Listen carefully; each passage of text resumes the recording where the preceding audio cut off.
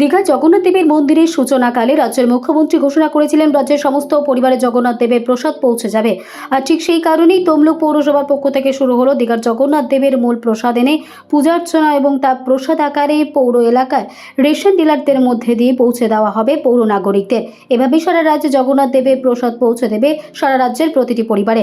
আজ সেই কারণেই তমলুকের তাম্রলিপ্ত পৌরসভার পৌরপ্রধান দীপেন্দ্র নারায়ণ রায়ের উপস্থিতিতে চলে জগন্নাথ দেবের পুজো। তিনি নানান প্রাথমিকভাবে প্রায় 9,000 পরিবারকে তুলে দেওয়া হবে। পরে বাকি পরিবারকে জগন্নাথ দেবের প্রসাদ তুলে দেওয়া হবে রেশন ডিলারদের মাধ্যমে।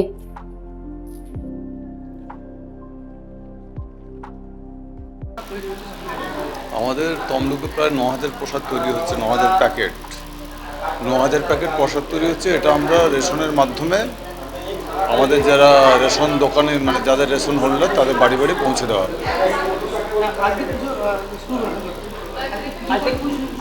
হ্যাঁ, আজ থেকে পুজো শুরু করে আপনারা গেলে দেখতে পাবেন যে ওখানে প্যাড়া এবং অন্যান্য জিনিসপত্র তৈরি হচ্ছে ঠাকুরের ভোগ্য।